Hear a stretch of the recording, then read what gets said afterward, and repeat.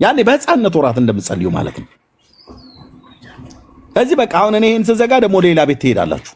እዛ ደግሞ ትሄዱና ማለት እንዴ የሴቶች መብት መከበር የለበትም። ማነው የሴቶች መብት አይከበር ብሎ ያለው? በሴት መብት አስከባሪነት ግን እርኩሰትን እንደዚህ የምታደርገዋን ሴትዮ ይኸው አሳያችኋለሁ።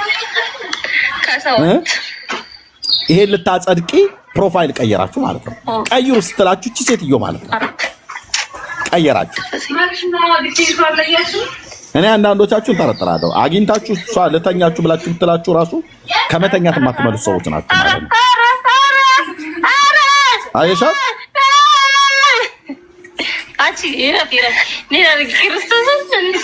ይሄ ነው የኖህ ዘመን፣ ይሄ ነው የሎጥ ዘመን።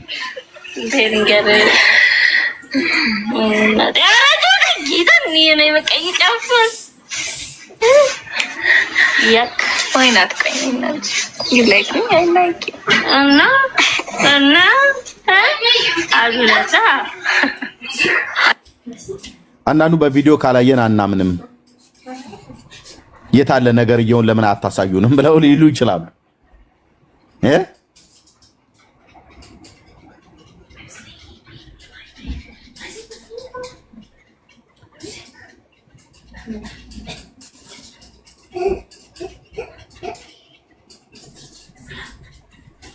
ሰይጣኑ ማነው? ሙስሊሞች አንዳንዴ ሰውየው እንዳይሰማ ሰይጣን ሽንቱን ሸንቶበታል ጆሮው ላይ ብለው የሚሉት ነገር እውነት ሳይሆን አይቀርም። አንዳንዱ ጴንጤ ላይ እንደዚህ ሰይጣን ሽንቱን ሳይሸናበት አይቀርም ጆሮው ላይ። መተሽ ትቃወሚኛለሽ? እኔ ነህቴ ሽንቱን ሸንቶበታል ይላሉ በእነሱ ሃይማኖት ማለት በእስልምና ሃይማኖት እንዳይሰማ ነገሩ እንዳያስተውል ሰይጣን ሽንቱን ሸንቶበታል ይላል። አንዳንዱ ላይ ካካውን ሳይል ቀርቷል ይመስላል። እኔ እንደዛ ነው የምጠረጥረው። በተለይ ፍዝዝ ያለ ጴንጤ ያለ ምንድን ነው ይላሉ ይመጡና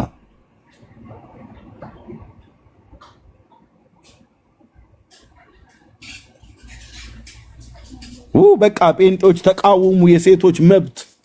እንዴት አይነት የሚገርም ህዝብ ነው ተብለን እንድትባል ነው። ማን ያሰለፈ በመጀመሪያ?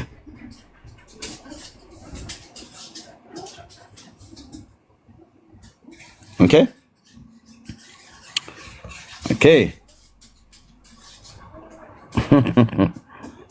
ያ ድምጻችን ይሰማ ድምጻችን ይሰማ ትላችሁ። ምኑ ነው እንደዚህ መሳሳማችኋል እንዲሰማላችሁ?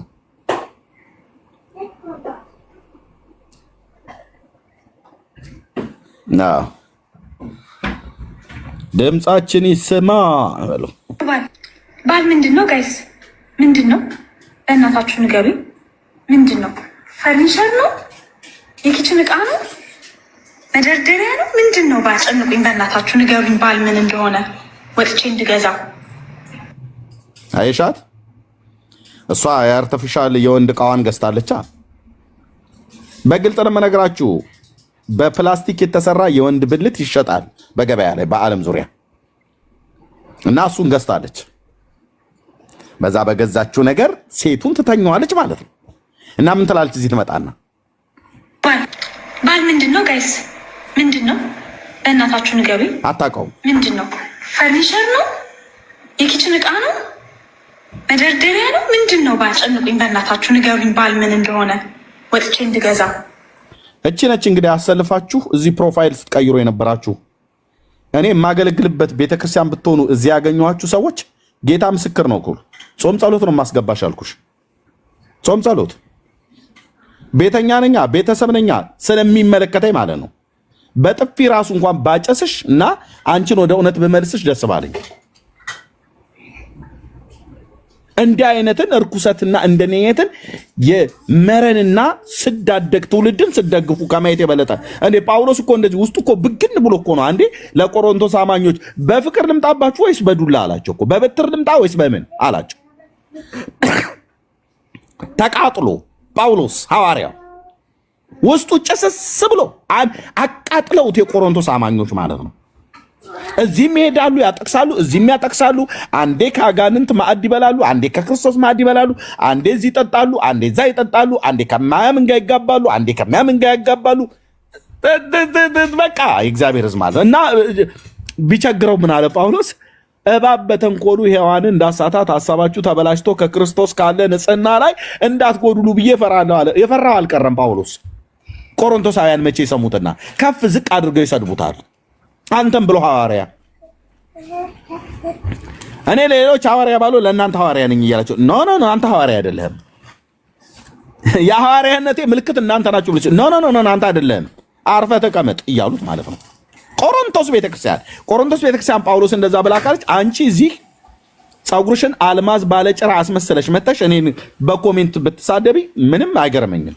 በጌታ የሆንሽ እህቴ ማለት ነው። ግቢ ቸርች። እንደዚችን አይነት እርኩሰታም ሴት ነው የምትከተሉት። ባል ምንድን ነው አታቅማይሽ? ምን አለች? ባል ምንድን ነው ጋይስ? ባል ምንድን ነው? እናታችሁ ንገቢ። ምንድን ነው? ፈርኒቸር ነው? የኪችን እቃ ነው? መደርደሪያ ነው? ምንድን ነው? ባል ጨንቁኝ፣ በእናታችሁ ንገሩኝ ባል ምን እንደሆነ ወጥቼ እንድገዛ። አይሾ እሷ ሄዳ ገዝታ እንዳመጣችው አርቲፊሻል የወንድ ብልት እንደዛ ሄዳ ባልን ገዝታ ልታመጣ ማለት ምንድን ነው ማለት? እኔ አላወኩትም እኮ የት ነው የሚሸጠው? ምንድን ነው እሱ? ፈርኒቸር ነው? የምንቀመጥበት ሶፋ ነው? ባል ምንድን ነው? ለእሷ ባል ምንም አይደለም። ለእሷ ባል ማለት ከሴት ጋራ ከንፈር ለከንፈር ገጥሞ እንደዚህ ከታች ደግሞ የሚደረገውን አርቲፊሻል ሴት ብልት ውስጥ መጨመር ነው። ይህን እኮ ጮኬ ብናገር ከዚህ በላይ ደስ ባላይ ነበር። ህፃን ልጄ እዚህ ስለተኛ ስለምረብሸው ነው። ደሞ ትመጡና ትኮምታላችሁ። እንደዚህ አመንዝራ ትውልድ። ንስሐ ነው መግባት ያለባችሁ። በመጀመሪያ የተከተላችኋቸውን ሰዎች እወቁ። ባል ምንድን ነው ትልሃለች።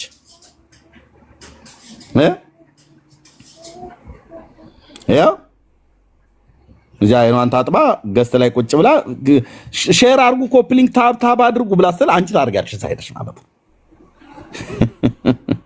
ነገርየውን እነ ሜርሲና እነ መሲ አንስተው ኤርሚ አንስቶ ወይ ዳጊ አንስቶ ሲናገር እዚህ ምንድን ነው የሴቶች መብት እንዲ አይከበር ነው እንደምትለው ኤርሚያስ ይላሉ። ቆንጅዬ ጀግና ሴት ሚስት ነው ያለችኝ። የአራት ልጆች አባት ነኝ። የሁለት ሴቶች ልጆች፣ የሁለት ወንዶች ልጆች። ኢየሱስ ቸሩ ጌታዬ ለዘላለም ስሙ ይቀደስ።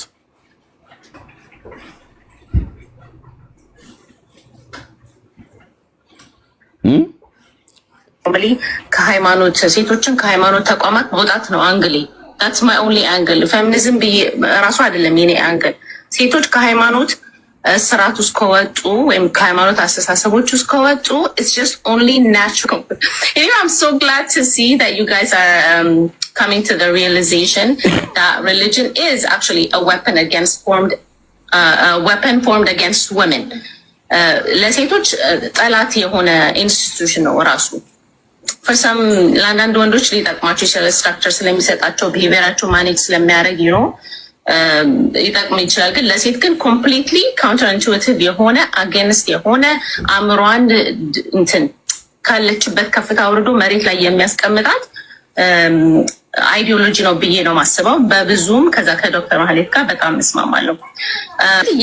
ያ ሳይኪ ዲቨሎፕ ሲያደርግ በልጅነት በጣም ዲፊካልት ነው ከዛ ውስጥ መውጣት። ቶካስ ሎንግ ታይም ባይ ዘ ዌይ እንደዚህ ሰብረን ወተን ለመናገር በሃይማኖት ላይ እና ሃይማኖት በጣም መመታት ያለበት አይዲዮሎጂ ይሰበር እንደሚባለው መሰበር ያለበት ነገር ብዬ ነው ማስበው። የልጆቻችን ሳይኪ ላይ እየተጫወተ ያለ የሴቶቻችን ላይ ምንድነው ወደኋላ እያስቀረት አየሽ፣ ሃይማኖትን መሰበር ያለበት አይዲዮሎጂ ነው አሉ የአባቶች አምላክ ምስክር ነው። እናንተን ቃላችሁን እና ትምህርታችሁን እኛ ደግሞ በአደባባይ ላይ በጽድቅ ቃል እንሰብረዋለን ማለት ነው። እርኩሰታችሁን እንሰብረዋለን በጌታ በኢየሱስ ስም፣ በጸሎት ደግሞ በእግዚአብሔር ቃል። አዎ ሴቶችን የሚበድል ሃይማኖት ካለ ያንን ሃይማኖት እንቃወመዋለን። ሴቶች መበደል የለባቸውም። የእግዚአብሔር አምሳልና መልክ የተፈጠሩ ናቸው። ክርስቶስ የሞተላቸው ሰዎች ናቸው። የሀገር መንግስት መሆን ይችላሉ። በየትኛውም ነገር ላይ ከወንድ እኩል ክብር አላቸው። ኦኬ እነኚህ ናቸው። እሺ ባል ምንድነው ያለችው ሴትዮ? ያው እዚህ ሌላ ሴትዮ አቅፋት ማለት ነው።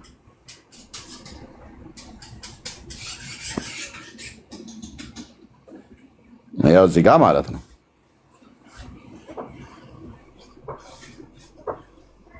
ምንድነው ባል? ፈርኒቸር ነው።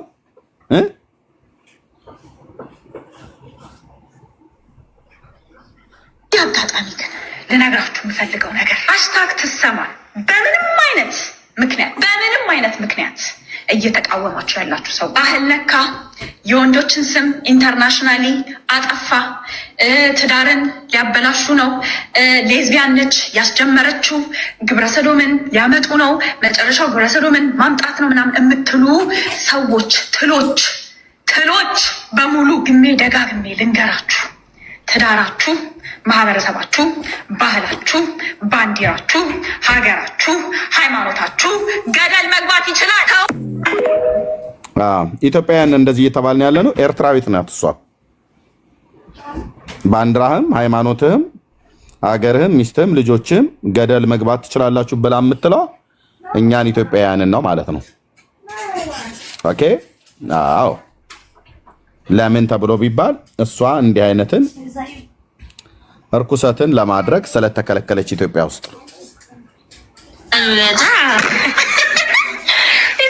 በኩባያ ቤታች እንደዚህ ላይ እኔ በቀጥታ ልብሽ እንጂ ሲዳወደ ከሞራል ሌላ ምን ታርጌት አለው? መጋባት እኮ ታርጌቱ መራባት ነው።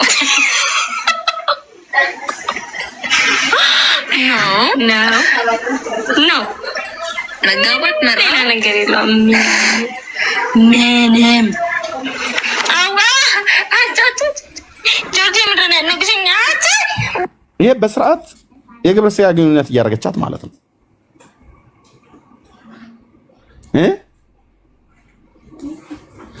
ጌታችን ኢየሱስ ማቴዎስ ወንጌል ሉቃስ ወንጌል ላይ ቅድም የነገርኳችሁ አስቀድሞ የሰው ልጅ ከመምጣቱ በፊት የኖህ ዘመንና የሎጥ ዘመን ይሆናል ብሎ እነዚህን ሁለት አባቶችን ጠቅሶ የነገረን ዘመን ውስጥ አለንበት ወይ እኔ የለንበትም ብዬ ከእናንተ ማረጋገጫ አልፈልግም። በክርስቶስ አምኜ የዳንኩ ሰው ነኝ። የአምላክ የእግዚአብሔር መንፈስ በውስጥ ያለ ሰው ነኝ። ዘመኑን እንደ ብርሃን ልጆች ማስተዋል አለብን። ይሄ ማስተዋል ለእኔ ብቻ የተሰጠኝ አይደለም። ለአንተም ለአንቺም በክርስቶስ ኢየሱስ ላመንን ሁሉ ተሰጥቶናል። ኦኬ። ክፉን ከመልካም የክርስቶስን ከቤልሆር ከዲያብሎስ ማለት ነው ጽድቁን ከኩነኔ ለይተን እንድናውቅ ነው የእግዚአብሔር ልጅ ወደዚህ ምድር መምጣቱ። በአንድ ዮሐንስ መልእክት መጽሐፍ ምዕራፍ 5 ቁጥር 20 ላይ የእግዚአብሔር ልጅ እንደመጣ እውነተኛ የሆነውንም እናውቅ ዘንድ ልቦና እንደሰጠን እናውቃለን። እውነተኛ በሆነው በእርሱ አለን፣ እርሱም ልጁ ኢየሱስ ክርስቶስ ነው ይላል። እርሱ እውነተኛ አምላክና የዘላለም ሕይወት ነው። ልጆች ሆይ ከጣዖታት ራሳችሁን ጠብቁ ይላል። የእግዚአብሔር ልጅ በመምጣቱ እውነተኛ የሆነውን እናውቅ ዘንድ የእግዚአብሔርና የእግዚአብሔር ያልሆነውን በጽድቁና በኩናኔ መካከል ያለውን በዲያብሎስና በክርስቶስ መካከል ያለውን በመጽሐፍ ቅዱስና ከመጽሐፍ ቅዱስ ውጭ በመንፈሳዊ ዓለም በእግዚአብሔር ዓለም ያለውና ከእግዚአብሔር ዓለም ውጭ ያለውን በሰዎች የህይወት ምልልስ ዕለት ዕለት ከሚያደርጉት ነገር እንኳን የተነሳ ነገሮችን እንድንመረምር መንፈስን እንድንመረምር የሰዎችን ስራቸውን እንድንመዘን የእኛንም ስራ እንድንመዘን አካሄዳችን እንድናስተካክል መጽሐፍ ቅዱስ ያዘናል።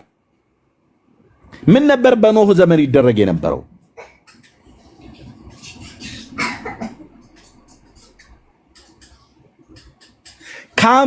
ካም የተባለው የኖህ ልጅ በአባቱ በኖህ ላይ ምን ነበር ያደርገው? የወይን ጠጅ አጠጥቶ ምን ነበር ያደረገው?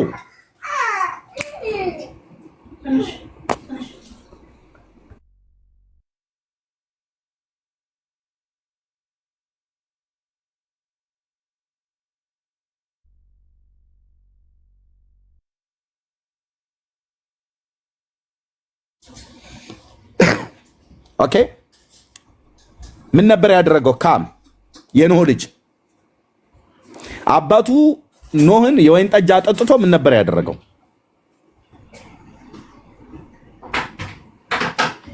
አንድ ሎጥ በሰዶምና በገሞራ በነበረበት ጊዜ ላይ ይበሉና ይጠጡ ያገቡና ይጋቡ ቤትንም ይሰሩ ይተክሉም ነበር ይላል። ይሄን ብቻ ነበር ያደርጉ የነበሩት ማለት ኢየሱስ ቆርጦ ነው የነገረን እያልኩ ነው አይደለም። ግን ይሄ ብቻ ነበር የሰዶም ኃጢአት አይደለም። እግዚአብሔር ስለበሉና ስለጠጡ ስለገዙ ቤት ስለሰሩ ስለሸጡ ስለተከሉ አይደለም እሳት ከሰማይ ያወረደባቸው። ሰዶምና ገሞራ አዳማና ሲባዮ የሚባሉ 4 ከተሞች ናቸው አብረው የጠፉት። ምን አልኩኝ? ሰዶምና ገሞራን ብቻ ነው አብዛኛው ህዝብ የሚያውቀው። አዳማና ሲባዮ የሚባሉ ከተሞችም አሉ። በዘዳግም መጽሐፍ ምዕራፍ 29 ቁጥር 23 ላይ የእግዚአብሔር አምላካችን ቃል ይህንን ይናገራል። እነዚህን 4ቱ ከተሞች እንደዚሁም በትንቢተ ሆሴዕ መጽሐፍ ምዕራፍ 7 ላይ ሁሉ ጭምር ማለት ነው። ዘዳግም ስንት ነው ያልኳችሁ? 29 23 እዩ የሚለውን ምድር ሁለንተናዋ ዲንና ጨው መቃጠልም እንደሆነባት እንዳትዘራም እንዳትበቅልም ማናቸውንም ሳርና ልምላሜ እንዳይወጣባት እግዚአብሔር በቁጣውና በመዓቱ እንደገለበጣቸው እንደ ሰዶምና ገሞራ ሰዶም 1 ገሞራ 2 እንደ አዳማና እንደ ሲባዮ አዳማ 3 ሲባዮ 4 ከተሞች ናቸው የጠፉት። አዳማ ማለት ይሄ እኛ ጋር ያለው ናዝሬት አይደለም። በኦሮምኛ አዳማ የተባለው እሱ አይደለም። ሰዶምና ገሞራ ምንድነው የነበሩበት ማለት ነው። ቦታው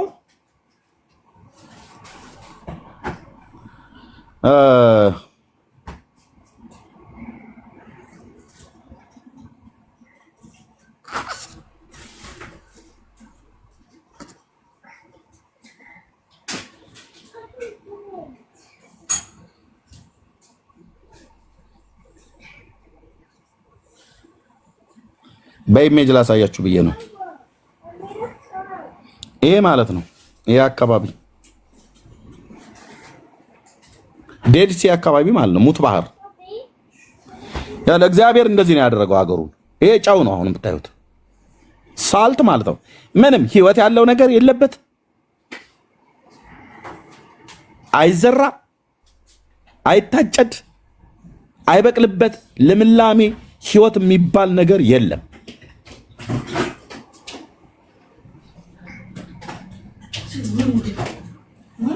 ዴድ ሲ ማለት ነው።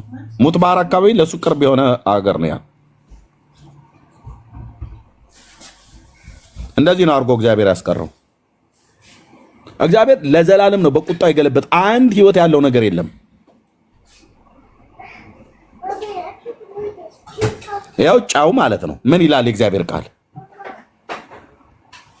ያው ሁለንተናዋ ምድርም ሁለንተናዋ ዲንና ጨው መቃጠልም እንደሆነባት እንዳትዘራም እንዳትበቅልም ማናቸውንም ሳርና ልምላሜ እንዳይወጣባት እግዚአብሔር በቁጣውና በመዓቱ እንደገለበጣቸው እንደ ሰዶም እና እንደ ገሞራ እንደ አዳማና እንደ ሲባዮ በሆነች ጊዜ ይላል።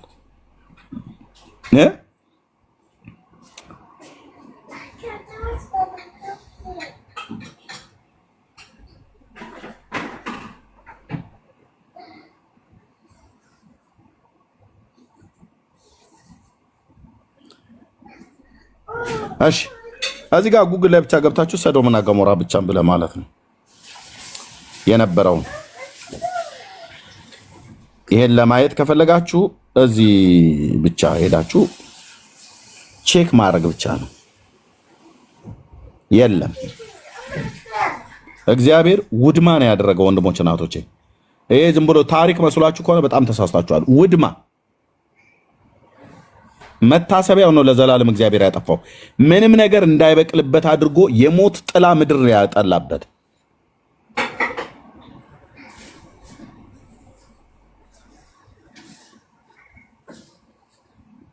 እንዲህ አድርጎ ነው ያስቀረው። እንጀራ ስለበሉና ስለጠገቡ ስለሸጡና ስለለወጡ ብቻ አይደለም። በሰዶም ይደረግ የነበረው ኃጢአት ምን እንደሆነ መጽሐፍ ቅዱስ በግልጽ ሆናል። ለኛ ለማስታወስ ጌታችን ኢየሱስ ክርስቶስ እዚህ ሁለቱን ዘመን ጠቅሶ ነገረን። ለምንድነው እግዚአብሔር ያንን ታሪክ ጠቅሶ ጌታውን የሚነግረን? ምን ያስፈልጋል? ለምንድነው የሚያስታውሰን እግዚአብሔር? ጌታ ኢየሱስ ክርስቶስ ለምንድን ነው ያስታውሰን? እዚህ በሉቃስ ወንጌል መጽሐፍ ምዕራፍ 17 ላይ ቀደም ያነበብኩላችሁ ለምንድን ነው የሚያስታውሰን? እነዚህን ሁለት ዘመናት አስቡ እያለ ነው። አንደኛ በዚያ ዘመን የሚኖረው ትውልድ የሚኖርበት የነበረው የህይወት ስርዓት ማለት ነው። ትዝ ይላችኋል አይደል? ዘፍጥረት መጽሐፍ ምዕራፍ 7 ላይ ኖህ በነበረበት ዘመን እንደዚሁም ዘፍጥረት መጽሐፍ ምዕራፍ 8 ሁሉ ጭምር ማለት ነው። ከ6 ቢጀምርም እንኳን ቅሉ ምዕራፍ 6 ማለት ነው። የኖህ ትውልድ እንዲህ ነው። ኖህ በትውልዱ ጻድቅና ፍጹም ሰው ነበረ፣ አካሄዱም ከእግዚአብሔር ጋር አደረገ። ኖህም 3 ልጆችን ሴምና ካም ያፌትን ወለደ። ምድር በእግዚአብሔር ፊት ተበላሸች ይላል። ከማየት ተነሳ ከሚኖርበት ማህበረሰብ ከሚኖረው ትውልድ የተነሳ ማለት ነው። እግዚአብሔርም ምድርን አየ፣ እነሆም ተበላሸች፣ ስጋ የለበሰ ሁሉ በምድር ላይ መንገዱን አበላሽቶ ነበር ይላል። የህይወት ስርዓት ተበላሸ ማለት ነው። ስጋ የለበሰ ሁሉ ማለት ከአንድ ቤተሰብ ውጭ ሌላው በሙሉ ማለት ነው። ዛሬ የማትቃወመው ብራዘር፣ በዚያ ዘመን የነበሩ ኖህ ስለተቃወመን የተረፈው አንደኛ በቃልም ይቃወም ነበር፣ ሁለተኛ በተግባርም ይቃወም ነበር። እነሱ ያደርጉት የነበረውን እርኩሰት አያደርግም ነበር። ዛሬ ኦኬ ምልህ ብዙ ማለት እንደዚህ እኮ ማካበድ የለብህም ኤርሚያስ ብለሽ አቅልለሽ የምታየው ነገር ነገ ምንድነው? አንድ የሚባል አንድ ሳር ነበረ። አይ ዶንት ኖ ሳር አልኩኝ። ምንድነው? የአረም ዝርያ ነው። እሽክት ነው የሚባል እሽክት የሚባል ነገር የሚያቅሰዋል። እሽክት ነው የሚባለው። እኔም ረሳሁትኝ ከገጠር ከወጣሁ በኋላ። ባቄላና አተር በተለይ ከዘራን በኋላ በተለይ ባቄላን አይወድም፣ ወዲያውኑ ነው የሚይዘው። ፕሊስ እንደኔ ገጠር ገበሬ የሆናችሁ ሰዎች እስኪ ንገሩ። እሽክት እስቲ ልጻፈው። አይ ዶንት ኖ ካለ ጉግል ላይ በጣም አደገኛ አረም ነው። እሽክት ነው የሚባለው። ጌታ ኢየሱስ ለዘላለም ይባረክ። አረሳሁትም ማለት ነው። አንተ እሽክት ነው። ቆይ ወንድም አለ እሽክት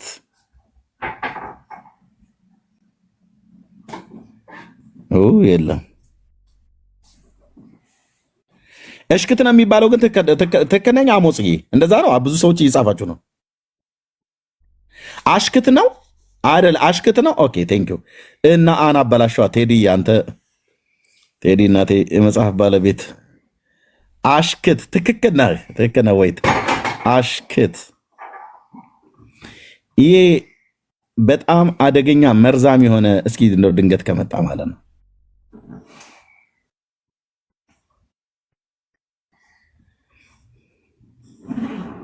አዎ ይኸው ራሱ ከነምላሱ አሽክት። ይሄ ወንድሞች እናቶቼ ያውላችሁ ይሄ በጣም አደገኛ አረም ነው። እኛ አመት ሙሉ ደክመን እኔው ራሴ በዚህ እጆቼ በሬ ጠምጄ ሞፈር አዋድጄ ቀንበር በሮቹ ላይ አድርጌ ጠምጄ አርሼ የዘራሁትን ባቄላ ይሄ ፈልፈልቱ አረም አልኩ። በጣም እጅግ መጥፎ አረም ነው። እንደ ሰውነትን ሁሉ ስነካው ራሱ እንደዚህ እንትን ምንድነው ይከረድዳል። አሽክት ይባላል። ቴንክ ዩ ቴዲዬ። እኛ ነበር ያልኩትኝ። አዎ ከብት ሁሉ ነው የሚገላው። ልክ ነሽ። አሉማ እንደሚባለው ሳር ማለት ነው። እሽክት ይባላል። አዎ ይቧጭራል። ልክ ናችሁ። በጣም ብዙዎቻችሁ አውቃችሁታው። ይቆርጣል፣ ይቧጭራል። ልክ ናችሁ። ይሄ ማለት ለባቄላና በተለይ ለአተር እንኳን ችግር የለበትም መሬትም ላይ ስለሚጋደም ማለት ነው። ባቄላን ግን አይወድም፣ ጠር ነው። በቆሎም ላይ ለመውጣት ይፈልጋል። ወዲያውኑ ነው ደግሞ ከባቄላው እድገት በላይ ይሄኛው ነው ቀድሞ የሚወጣው ማለት ነው። ቴዲ እንዴት ዝም አልከው? ይሄንን ለሃይማኖት መቀንጨር ለአንድ ሰው ሃይማኖት እንዴት ዝም አልከው? በዚህ ጉዳይ ላይ የሆነ አርዕስ ምንም አልመጣለም ቴዲ? ለመጽሐፍ በእውነት እኮ ጥሩ እኮ ምሳሌ የሚሆን እኮ ነገር ነው። በዚህ ላይ ተንተርሳ አንተ ጥሩ ጸሐፊ ስለሆንክ አሽክት፣ የአሽክት አረም አንድን ሰው በመንፈሳዊ ህይወቱ እንዳያድግ እንደዚህ ይሄ አቀንጭራ እንደሚባለው ነገር አቀንጭሮ ሚስ ማለት ነው። ዛሬ የማንቃወመው እርኩሰት ነገ አሽክት እንደያዘው ባቄላ አናተ ላይ ተጠምጥሞ ነው ገደል የሚከተ ማለት ነው። የሰዶምና የገሞራ ሰዎች እንደ ሎጥ አልተቃወሙትም። ሎጥ ግን ጻድቅ ነፍሱን እያስጨነቀ በሴሰኛ ኑሯቸው ብሎታል ጴጥሮስ ሲጽፍ። ቅዱስ ጴጥሮስ ሲጽፍ እንደዛ አይደለ? አዎ። በመካከላቸው እየኖረ በሴሰኛ ኑሯቸው ጻድቅ ነፍሱን እያስጨነቀ ይኖር ነበር ይላል። ምን አይቶ ነው የሚጨነቀው? ማነው? ሎጥ በመብልና በመጠጣቸው ብቻ ነበር ይጨነቀ ነበረው? ኖ አይደለም። ከመብሉና ከመጠጡ ጋራ በተጓዳኝ አብሮም ነው የሚከተለው። የሰው ልጅ እንደፈለገ ከበላ እንደፈለገ ከጠጣ ምንድነው የሚሆነው? እውነቷን ቁጭ አድርገን እንነጋገራት። ይፋንናል አይፋንንም? ጥጋብ ሰው ላይ ከመጣ ምንድነው የሚያደርገው? ከጥጋብ አንዱ ምልክት ምንድነው የሚሆነው? ወንድሞች እናቶች፣ ጥጋብ የሰውን ባል መንጠቅ አያሰኝሽም? ሁሉ ነገር ቢደላሽ የሰውን ሚስት መንጠቅ አያሰኝም? ጥጋብ ምን እንደሚያደርገው? ምነው ዝም አላችሁ? ምነው ዝም አላችሁ? ኦኬ፣ ጌታ መሳደብ እንዳለ ነው። ልክ ነኝ። ሰላም። ከዛስ ባለፈ በተለይ ከዚህ ከሩካቤ ስጋ ጋር ከግብረ ስጋ ግንኙነት ጋር በተገናኘ ምንድነው የሚያደርገው? ጥጋብ። ታያት ረሂማ እብሪተኛ፣ እሱን ታዩ አለመስማት ማለት ነው። ኦኬ፣ እኔ ቀጥታ እንትኑ ላይ ፖይንቱ ላይ ነው እያወራ ያለሁት። ሁሉ ቀን አሁን ሰው ቢጠግም እንደሚሆነው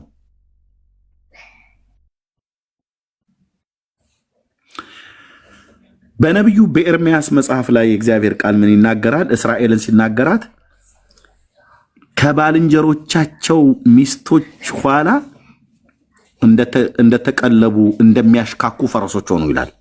ፈረስ ሲያሽካካ አይታችሁታል? አታውቁም እናንተ ብዙዎቻችሁ ገጠሪያ አይደላችሁም እንደኔ። አየህ፣ ለዚህ ነው የከተሜ ዝም ብለህ አሽክትን አምጥቼ ማሳየ አሉማ ፈረስ ምናምን ነገር ብዙዎች ምን እንደሚያደርገው ፈረስ ሲያሽካካ አይታችሁታል? ማሽካካት ማለት መጮህ ማለት ነው። ፈረሶች በተለይ እኔ በቤታችን ፈረስ የጉክስ ጨዋታ ስለምንጫወት ማለት ነው። በተወለድኩበት አካባቢ ላይ የሸዋ አማሮችና የሸዋ ኦሮሞች የሚኖሩበት ቀበሌ ውስጥ ነው ተወልጄ ያደግኩት እና ፈረስ ጫወታል። ፈረሶች የሚያሽካኩት ምን ሲሆኑ ነው? አዎ መሬት ይጎደፍራል። አዎ ልክ ነው። ከዛ ስም እንደሚሆነው ያገኘው ላይ ነው የሚወጣው። አንዱ ባህሪው ያገኘው ላይ ወንድም ላይ ይወጣል፣ ሴትም ላይ ይወጣል፣ ሁሉም ላይ የሚወጣው። በነቢዩ በኤርምያስ እግዚአብሔር እንደዚህ ነው ያላቸው። እስራኤል ትዝ ይላችኋል። በትንቢተ ሕዝቅኤል መጽሐፍ ምዕራፍ 16 ላይ ጥግብ ባለችልህ። እቺ ጉደኛ ሀገር ማለት ነው። ጌታ ይባርካቸው። እስራኤል ማለት ነው ያልኩትኝ። እስኪ አባ ወደዛ ዞር ይበሉልኝ። ምንድን ነው ያልኩት? ትንቢተ ሕዝቅኤል ወደ መንፈስ የሚያመጣውን ቃል የምነግራችሁና በትንቢተ ሕዝቅኤል መጽሐፍ ምዕራፍ 16 ላይ ትዝ ይላችኋል። ጌታ የተናገረበትን እስራኤልን ደጋግሞ የወቀሰበት ነገር ቆይ ምን እንደሚል ላሳየው። ወንድም አለ በውሃ ውስጥ ምንድነው የፍቅር ጊዜሽ ነበር፣ በደም ውስጥ ታደሽ በሕይወት ኑሪ ብያልኩሽ፣ በውሃ አጠብኩሽ፣ ከደምሽም አጠራውሽ በዘይት። ቆይ ይሄንን አይደለም፣ ይሄንን ሁሉ ከደንኩልሽ ይላታል።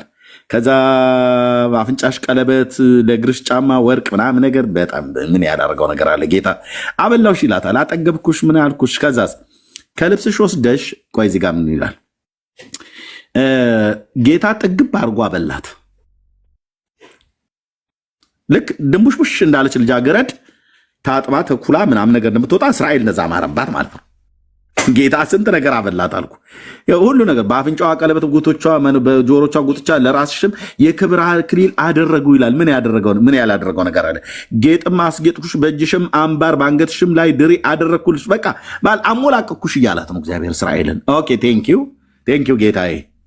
አንተ ጋር መጥቶ ታዲያ ማን ከዛስ በወርቅ በብር አጌጥሽ ልብስሽንም ጥሩ በፍታ ሐር ወርቀ ዘቦ ነበር። አንቺም መልካሙን ዱቄትና ማር ዘይትን በላሽ፣ እጅግም በጣም ውብ ሆንሽ፣ ለመንግስትም ደረስሽ ይላታል። አቤት ጌታዬ፣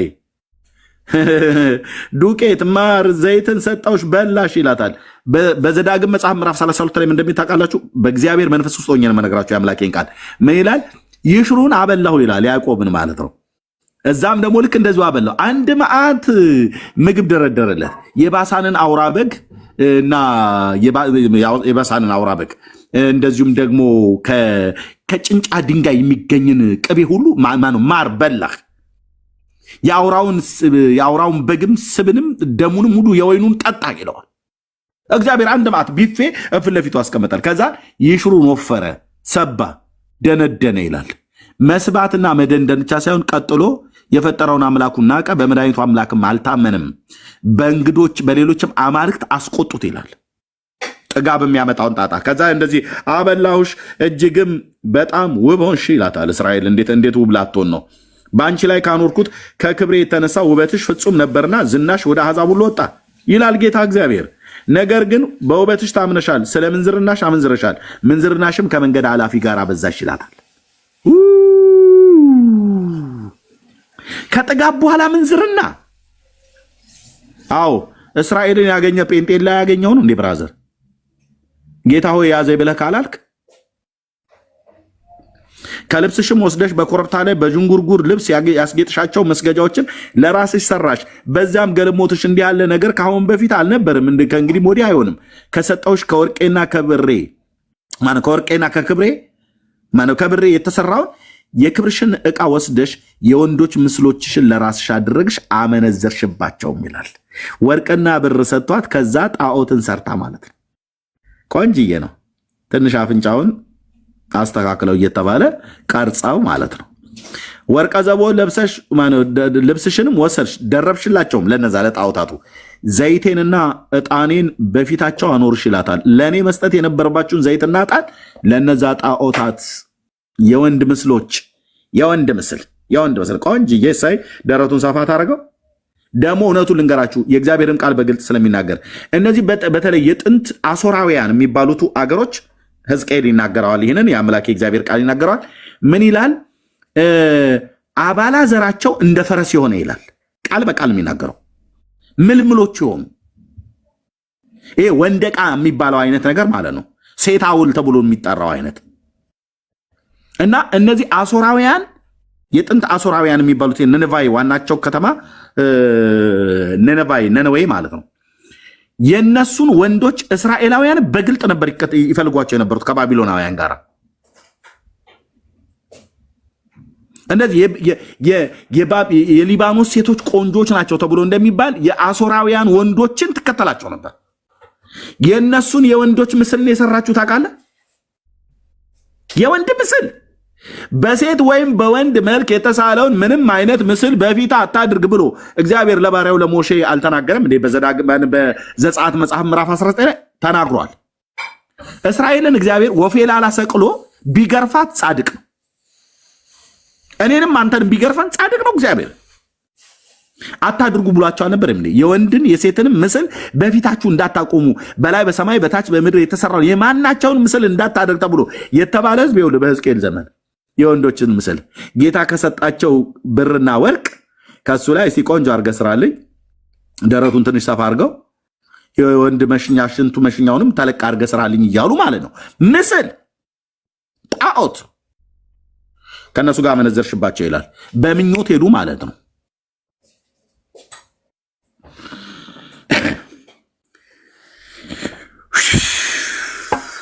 አምላኬ ወርቀ ዘቦንም ልብስሽንም ወስደሽ ደረብሽላቸው፣ ዘይቴንም ዕጣናቸውን በፊትሽ አኖሩሽ። የሰጠውሽን እንጀራዬን ያበላውሽን መልካሙን ዱቄቱን ዘይቱን ማሩንም ጣፋጩንም ሽታ አድርገሽ በፊታቸው አኖርሽ። እንደዚህ ሆኗል ይላል እግዚአብሔር። ለእኔ የወለድሻቸውን ወንዶችና ሴቶች ልጆችሽን መብል የሆኑላቸው ዘንድ ሰዋሽላቸው ይላል። እነዚህን ጣዖታት እዚጋ መሳሏ ብቻ አይደለም፣ መቅረጿ ብቻ አይደለም። ለእነዚህ ለሰራቻቸው ጣዖታት ለእኔ የወለድሻቸውን አላት እግዚአብሔር። እስራኤል ለእግዚአብሔር የወለደቻቸውን ወንዶችና ሴቶች ልጆቿን ወስዳ መብል የሆኑ ዘንድ ሰዋችላቸው ማለት አረደችላቸው ማለት ነው ለእነኛ ጣዖታት።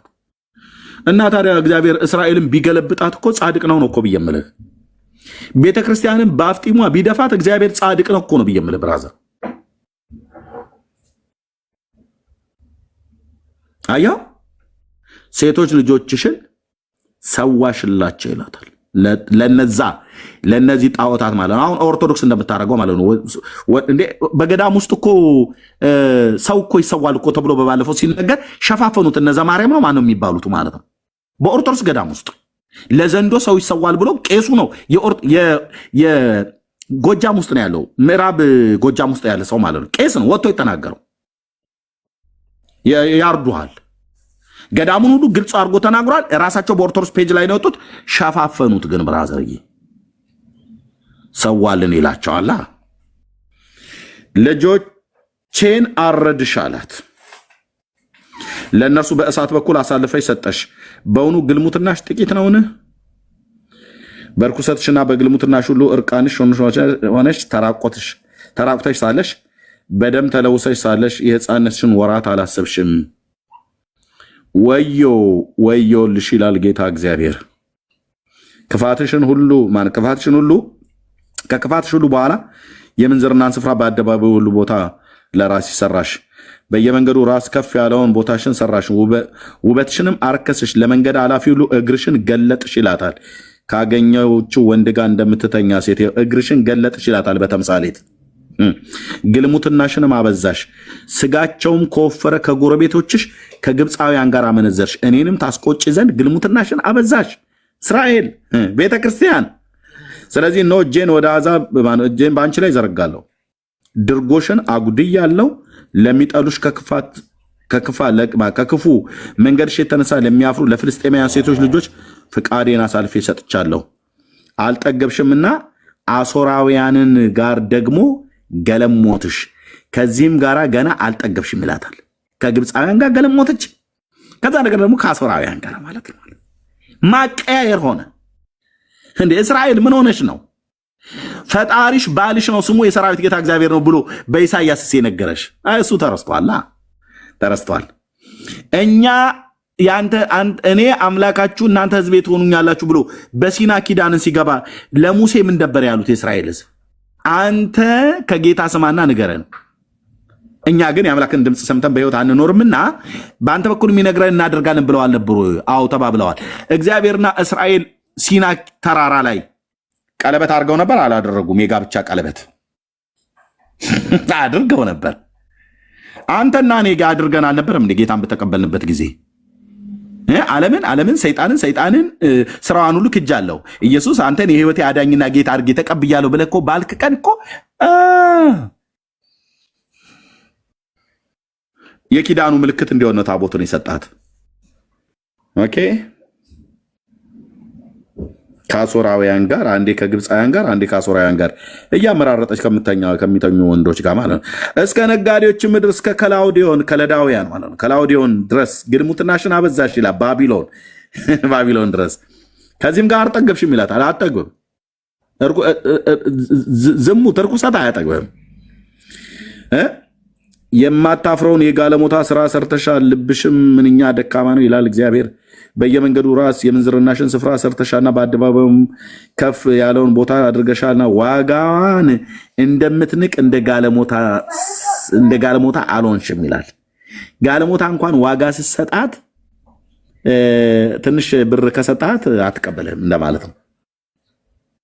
ሴተኛ አዳሪዎች የሆኑ ሴቶች ሄደ በ10 ብር ልተኛሽ ብላ ብትላት እሺ አትልም። ዋጋህን ትንቀዋለች ማለት ነው። እስራኤል ግን ጌታ ሲናገራት እንደ ጋለሞታ ሴት ዋጋን እንደምትንቅ ጋለሞታ አልሆንሽም ይላታል። ማለት ላገኘችው ነው እግሯን የምትገልጠው። ምንድነው ውስጤ ቁጥጥ ይልብኛል። አንተ ይበለኛ ጌታ።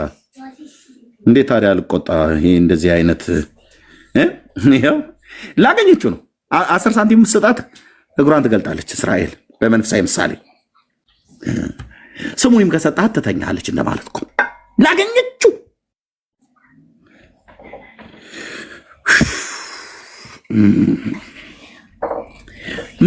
ጋለሞታ እንኳን እኮ ዋጋ አይቶ ይንቃል።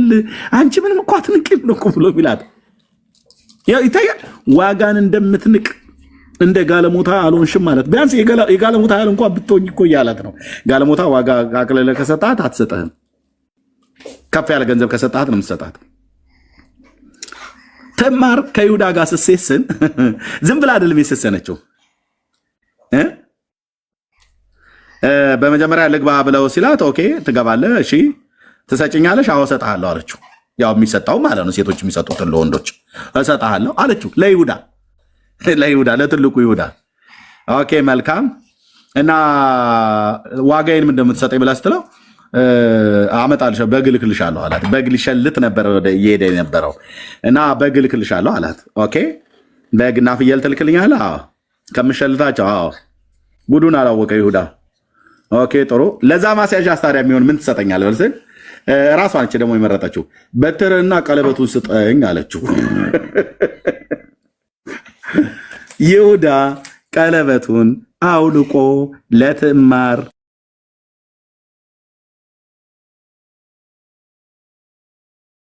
ቆርጣ ስጠኝ ብለህ ብትለው ቆርጬ እሰጥሻለሁ ካደረግን በኋላ ብሎ ሊል እንደሚችል ወንዶች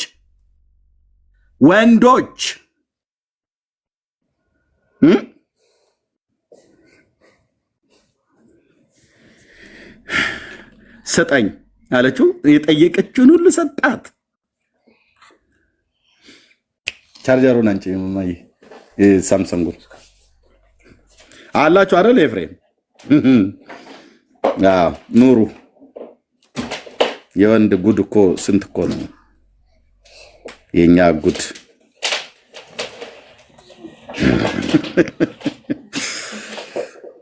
ብሩና ምንድነው ቀለበቱንና በትሩን ስጠኝ ስትለው ሰጠችው ይላል። ማን ሰጣት ይላል። ትዕማር እንኳን ለአማቷ ለይሁዳ ነገርየውን ስትሰጠው ዋጋ ሰጥቷት ነው። ምን በግ እልክልሻለሁ ብሎ ማለት ነው። በስሙኒ አልሰጠችውም። ግልጽ ነው አማርኛዬ። ጀርባዬን አዙሬ አልናገርም። ኦኬ ሽልንግ ሰጥሻለሁ ብሎ ስላላት አይደለም። በግ ትልቅ ነገር ነበር ያኔ። በግ ፍየል እልክልሻለሁ አላት። ኦኬ እንደዛ ከሆነ እሷ የምትፈልገው በእርግጥ በጉን አይደለም። እሷ የምትፈልገው ከሱ ነው ልጅ። ይህን ሽማግሌ እሰራለታለሁ ብላ ማለት ነው። 2 ልጆች ሞቱ፣ 3ኛውን ወስዶ ከለከላት። ኦኬ ግን ዋጋን ማለት ነው ሲሰጡ ዋጋ ትዕማር አሁን የመጣሁት ሴቶች ልተኛችሁ እንኳን ብለህ ስትላቸው ዋጋ ይጠይቁሃል። የምሰጣት ዋጋ የቀለለ ከሆነ ጋለሞታ ሴት እንኳን ራሱ ትንቅብሃለች። አየው ምን እንደሚላት በየመንገዱ ራስ የምንዝርናሽን ስፍራ ሰርተሻል አላት። ምንዝርና ማለት ለመተኛት ማለት ነው። ከዛስ በየአደባባዩ ከፍ ያለውን ቦታሽን አድርገሻል ማለት ለጣዖታቱ የምትሰዋበት ቦታ ነው። በእስራኤል ኮረብቶችና ተራሮች ላይ ማለት ነው። እና ከዛ ዋጋን እንደምትንቅ እንደ ጋለሞታ አልሆንሽም። የጋለሞታን ያህል እንኳን ሴት ጋለሞታ ሴት ካገኘችው ጋር የምተኛው አይነት ሴት እንኳን ዋጋን አይታ ትንቃለች። ይሄኛው ዋጋ ተኛለው በዚህኛ ያዋጣኛል ብላ ማለት ነው እንደምትለው እንደዛ እንኳን አላልሽም እያላት ነው። ውድቀት። በባሏ ፈንታ ሌሎችን ተቀብላ የምታመነዝር ሴት ተነሳያለሽ እስራኤል። ለጋለሞታ ሁሉ ዋጋ ይሰጧቸዋል አላት። ይኸውልህ አንቺ ግን ለውሽሞችሽ ሁሉ ዋጋ ትሰጫቸዋለሽ። ዋት እግዚኦ በኢየሱስ ስም ይላል ጴንጤ። ጭራሽ ጋለሞታ ሴት ከወንድ ላይ ገንዘብ ተቀብላ ነው ከእሷ ጋር እንዲተኛ የምትፈቅድለት። እስራኤል ቢያንስ እንደዛ ማድረግ ነበረብሽ። ጋለሞቶች ከሚተኟቸው ወንዶች ገንዘብን ተቀብለው እንደሚተኙ እንደነሱ እንኳን አልሆንሽም። ታዲያስ ከአንቺ ጋር እንዲተኙ ከአንቺ ጋር እንዲያመነዝሩ የምትፈልጊያቸውን አንቺው ራስሽ ነበር ዋጋ የምትከፍያቸው። የራሷን ነገር ሰጥታ ብሩና ወርቁን እግዚአብሔር ለሷ የሰጣትን ሰጥታ ልጆቿን ሁሉ ጭምር መስዋዕት አድርጋ ከነሱ ጋር ታመነዝር ነበር።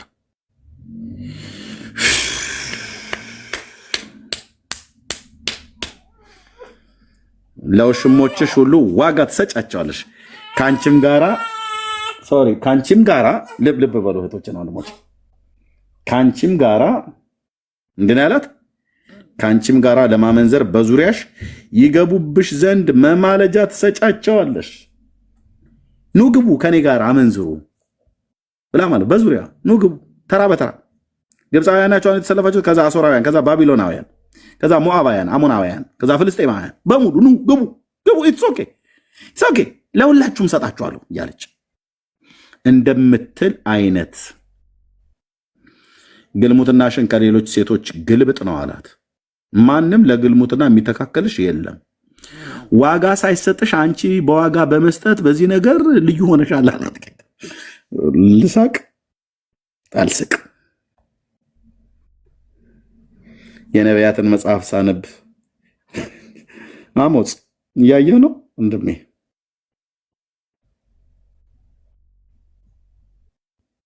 ሴት ከወንድ ጋር ስተኛ ገንዘብ ስጠኝ ትለዋለች። ቢያንስ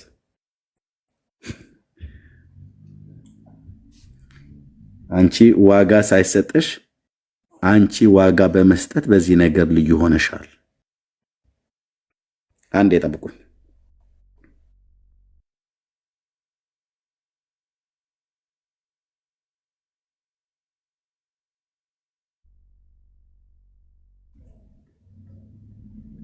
ኦኬ ዋና ሆነሻል ማነው? ልዩ ሆነሻል ነው እንጂ አላት። እንዲህ የሚያደርግ ሴት አለ እንዴ? የለም። ምን ማለት እንደሆነ ልንገራችሁ። እግዚአብሔር ለእስራኤል የሰጠውን ነገር ብርም ወርቁም ምድሪቱንም የሚበላውንም ማሩንም ቅቤውንም ወተቱንም የትኛውንም ነገር እስራኤል ከሰማይ በታች ምንም ኬትም አላመጣችም። የሰራዊት ጌታ እግዚአብሔር ነው። ከኔ ጀምሮ እስካሁን ድረስ በዓለም ላይ ቶፕን ማን ናቸው? በእውቀት እስራኤል ነው። ኬት አመጣው? እስራኤል የሰጣቸው የሰራዊት ጌታ እግዚአብሔር እንደሆነ የሚያውቁ በጣም ጥቂቶች ናቸው። እውቀት፣ ማስተዋል፣ በጦርነት ኃይለኞች ቢሆኑ ጥበበኞች ቢሆኑ በእውቀት በሜዲሲን በየትኛውም ነገር በሳይንስ በተለያየ ነገር ማን ነው እስራኤል ፊት ሊቆም የሚችል እዚህ ፕላኔት ላይ? አሜሪካ በል ራሽያ በል ቻይና በል አንዳቸውም እግራቸው አይደርሱም። አንዳቸውም የእግራቸውን እጣቢ ዝችን ያህል ዶት አይደርሱባቸውም በአይሁዳውያኑ ላይ። ይህንን እውቀት ማን ነው የሰጣቸው? የሚያውቁት ጥቂቶች ናቸው። እነሱ የሚያውቁት ጥቂቶች ናቸው። እግዚአብሔር እንደሰጣቸው የሚያውቁ ማለት ነው።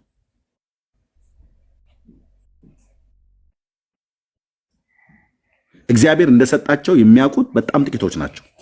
እግዚአብሔር የሰጣቸውን ጥበብ፣ እግዚአብሔር የሰጣቸውን ኃይል፣ እግዚአብሔር የሰጣቸውን ንብረት ያኔ ለአሕዛብ ጣዖታት ነበር መብል ይሆን ዘንድ የሚሰጡት።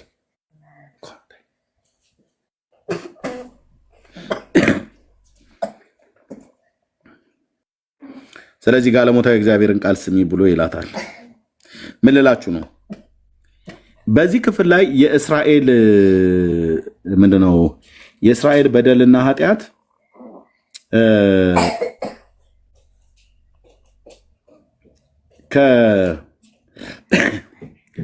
ከጋለሞታ ሴት ጋር ከሰዶምና ከገሞራ ጋር አነጻጽሮ ይናገራታል። በሰዶምና በገሞራ የተገኘ ኃጢአት በእስራኤል መካከል ተገኝቶ ነበር። ባይዘወይ ኢሳያስ ሲናገር ምን እንዳለ ታውቃላችሁ? ኢሳያስ ትንቢተ ኢሳያስ መጽሐፍ ምዕራፍ 1 ላይ እግዚአብሔር ዘርን ባያስቀርልን ኖሮ ብሎ እኮ ያላት ቃል ማለት ነው። ትዝ ይላችኋል? ይሄ ቃል ማለት ነው። ትዝ ይላችኋል? ይሄ ቃል የሰራዊት ጌታ እግዚአብሔር ዘርን ባያስቀርልን ኖሮ እንደ ሰዶም በሆንን እንደ ገሞራ በመሰልን ነበር ይላል። ማለት በሰዶምና በገሞራ የተገኘ በደልና ኃጢአት በእስራኤል መካከል ተገኝቶ ነበር። ሰዶማውያን በምድሪቱ ላይ ነበሩ በእስራኤል ዘመን፣ በንጉሱ በአሳ ዘመን ማለት ነው።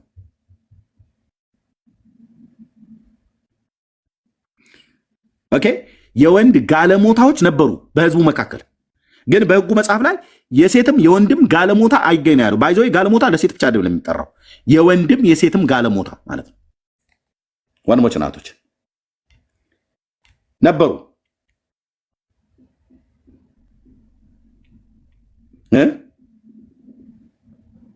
አሁን ብዙ ጊዜ ጋለሞታ የሚባለው ቃል በእኛ ሀገር እንደው የሚባለው ለወንድ ብቻ ነው አይደል የሚሰጠው? አይ አይደለም። ለሴት ብቻ ነው አይደል የሚሰጠው? አይደለም። ያው ከደጅም በምትመጥራት በአንዲቱ በሚወዳት ስፍራ ከአንተ ጋር በመከላከል ይቀመጥ፣ አንተም አታስጨንቀው ይላል። ስለ ባሪያ ማለት ነው። ከዚያስ ከእስራኤል ሴቶች ልጆች ሴት ጋለሞታ አትገኝ። አንድ ሁለተኛስ ከእስራኤልም ወንዶች ልጆች ወንድ ጋለሞታ አይገኝ። ወንድም ሴትም ነው ጋለሞታ።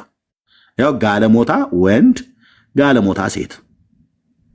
እቺ ጋለሞታ አትበል። አንተም እኮ የኔ ግልሙትና መንፈስ የተጠናወተ ጋለሞታ ትሆናለህ።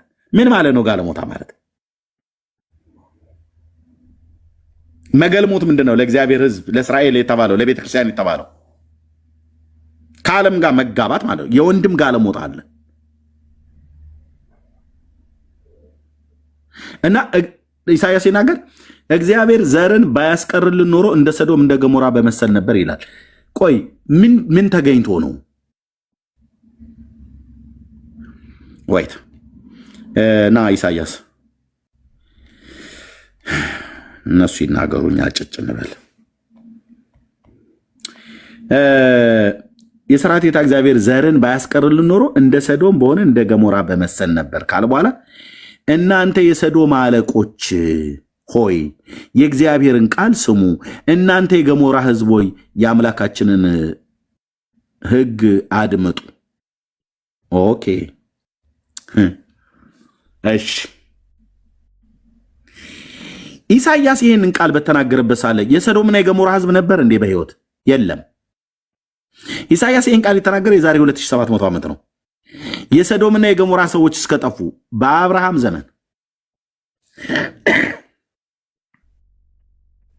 በአብርሃም ዘመን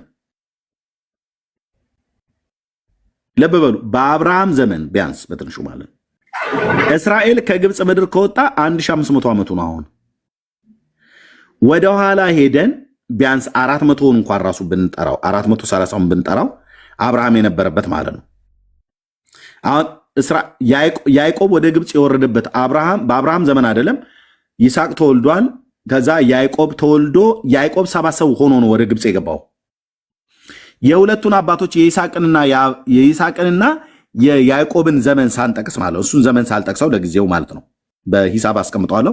እሱን ዘመን ሳልጠቅስ አብርሃም የነበረበትን ዘመን ብቻ ዝም ብለን ይዘኑ ዘፍጥረት መጽሐፍ ምዕራፍ 15ን ይዘን 450 ዓመት 430 ዓመት እንያዘው። በጌታችን በኢየሱስ ክርስቶስና በእስራኤል ሕዝብ መካከል ከግብፅ ምድር መውጣት የ1500 ዓመት ዘመን አለ እስከ ጌታ ኢየሱስ ክርስቶስ መወለድ ድረስ። ምታውላው ላይ 430 ማለት ነው። 1930 ማለት ነው። ኦኬ የያዕቆብንና የይስሐቅን ዘመን መካከል ላይ ሳንደምረው ነው የሆነው። ቢያንስ በትንሹ የይስሐቅና የያዕቆብን ዘመን እንምታው። የአንድ ትውልድ ዕድሜ 100 ዓመት ነው ብለን እንበል ነው ደግሞ እንበል ሳይሆን እንበል ነው። የያዕቆብን ዘመን ብቻ ማን ነው እንጂ ሰባው ነፍስ የተወለዱበት እነ ሌዊ እነ ስምዖን እነ ጋድ ምናምን ነገር እነ አሼር እነ ንፍታሌም የተወለዱበትን እሱን ሳንቆጥር ማለት ነው 12ቱ አባቶችን ሳንቆጥር ባይዞ ወደ ግብፅ ሲገባ ያዕቆብ በሙሉ ልጆቹን ወልዶ ጨርሷል። 70 ነፍሳት ናቸው። ብንያምም ትንሽ ነበረ ገብቷል ያኔ። ዮሴፍም አስቀድሞ ተሸጧል። የእነዚህ 12 አባቶችን የነገድ አለቆችን የዘመናቸውን ቁጥር ሳንደምር የያዕቆብና የይስሐቅን ብቻ ደምረን 100 ዓመት ብለን 200 እንያዝ። በ1930 ላይ 200 መታው ወደ 2100 ዓመት ርቀት ማለት ነው። ኦኬ ኢሳያስ በዚህ መካከል የተናገረው በ700 ኤዲ ላይ ነው። ከዛ 700 ብታነሳ ቢያንስ በኢሳያስ እና በሰዶምና በገሞራ ህዝብ ማለቅ መካከል ላይ ከ1600 ዓመት ምናምን ነገር እንደው በትንሹ አስልቸው፣ ያውም ብዙ እርግጠኛ አይደለሁኝም። የ1600 ዓመት ርቀት አለ ወደኋላ ሰዶምና ገሞራ ከፈረሰ ማለት ከጠፋ ወይ 1800 ዓመት አካባቢ። ኦኬ ዘመኑን በደንብ አስልተን መድረስ እንችላለን። ታዲያ እዚህ ጋር ለምንድን ነው እናንተ የሰዶም አለቆች ብሎ ያለው? የት አሉ የሰዶም አለቆች በዚህ ዘመን ላይ? ኢሳያስ ይህን ትንቢት በተናገረ ዘመን ላይ ለእስራኤል መሪዎች ነው የሚናገረው ጌታ። የሰዶም አለቆች የተባሉት የእስራኤል መሪዎች ናቸው። እናንተ የገሞራ ህዝብ ሆይ የአምላካችሁን ሕግ አድምጡ ብሎ ያለው የት አሉ? በአብርሃም ዘመን አይደል እንዲያለቁት ሰዶምና ገሞራ? የሞተውን ህዝብ ነው ጌታ ቃሌን ስሙ ብሎ የሚለው አይደለም። ታዲያ ማንን ነው ብሎ የሚለው? እስራኤልን ነው በተምሳሌት። የመስዋዕታችሁ ብዛት ለእኔ ምን ይጠቅመኛል እያላቸው ነው። ሰዶምና ገሞራ ለእግዚአብሔር መስዋዕት አቅርበው ያውቁ ነበር እንዴ? በፍጹም በታሪክ ውስጥም የለም። ታዲያ መስዋዕት አቅራቢያ ማናት? እስራኤል ይላል እግዚአብሔር። የሚቃጠል የአውራ በግ መስዋዕት፣ የፍሪዳን ስብ ጠግብ ያለው የበሬና የበግ ጠቦትን የአውራ ፍየልም ደም ደስ አያሰኘኝም።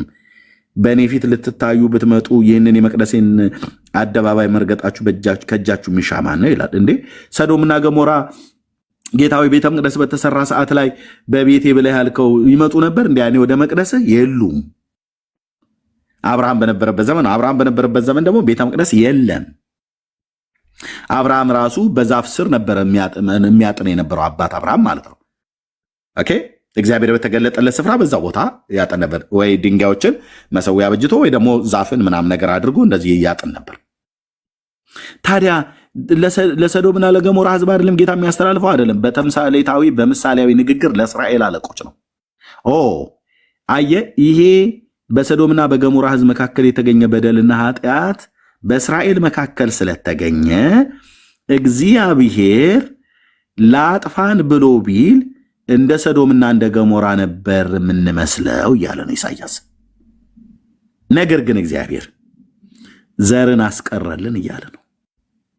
ትሩፋት ቅሬታዎች ዘርን አስተርፎልን እንጂ እንዳላልቀን ነበር እያለ ነው። ለምን? በሰዶምና በገሞራ የተገኘ በደልና ኃጢአት ተገኘ። በትንቢተ ሕዝቅኤል መጽሐፍ ምዕራፍ 5 ላይ ቴንኪዩ መንፈስ ቅዱስ ለዘላለም ስም ይባረክ የኔ አባት። ትንቢተ ሕዝቅኤል መጽሐፍ ምዕራፍ 5 ላይ አንተም የሰው ልጅ ሆይ ከቁጥር 5 ጀምሮ ከቁጥር 5 ሕዝቅኤል 5:5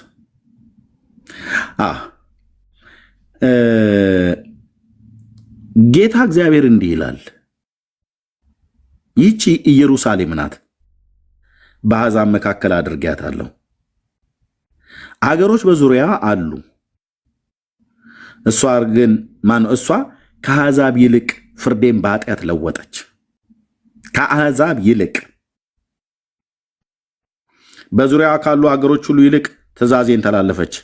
ፍርዴን ጥለዋልና በትእዛዜም አልሄዱምና፣ ስለዚህ ጌታ እግዚአብሔር እንደዚህ ይላል፣ በዙሪያችሁ ላሉ አሕዛብ ሰበብ ሆናችኋልና በትእዛዜ ያልሄዳችሁምና ፍርዴንም አልጠበቃችሁምና በዙሪያችሁ እንዳሉ እንደ አሕዛብ ፍርድ እንኳን አላደረጋችሁምና፣ ስለዚህ ጌታ እግዚአብሔር እንዲህ ይላል፣ እነሆ እኔ ራሴ ባንቺ ላይ ነኝ፣ አሕዛብ እያዩ ፍርድን በመካከልሽ አደርጋለሁ አላት።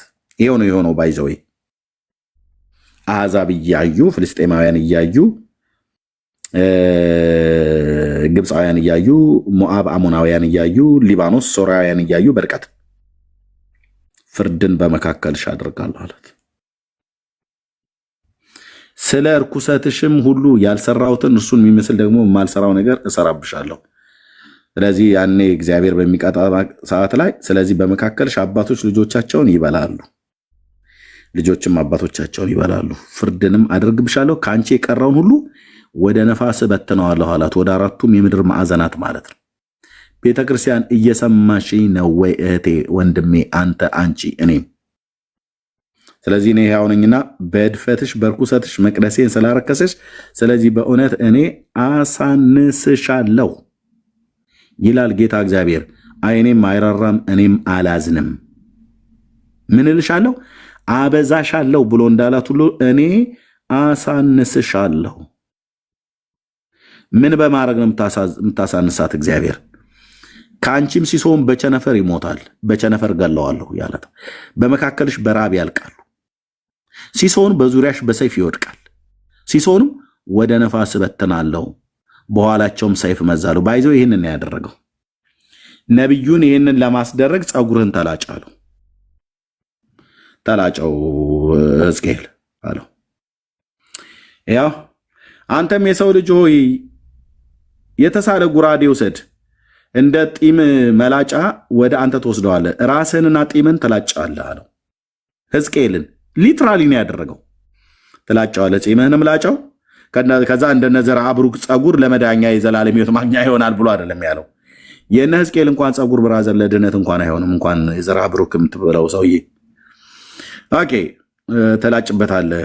ሚዛንንም ውሰድ ጠጉርንም ትከፍለዋለህ አለው።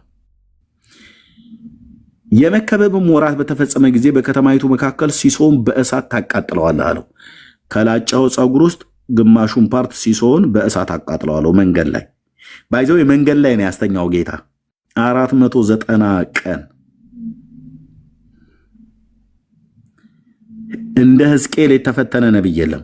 490 ቀን ሳይገላበጥ አንድ ቦታ ላይ በከተማይቱ ጎዳና አደባባይ ላይ የትኛው ስትሬት ላይ እንደተኛ ባናቅም ግን ስለ ይሁዳ ኢየሩሳሌም ውስጥ ማለት ነው የሚበላውን መብል በከብቶችም ኩበት ከሰውም በሚወጣ ሰገራ ማለት ነው።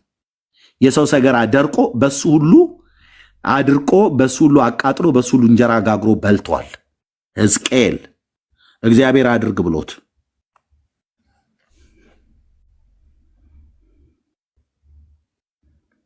ሲሶን በጎራዴ ትመታለህ፣ ሲሶን በነፋስ ትበትነዋለህ።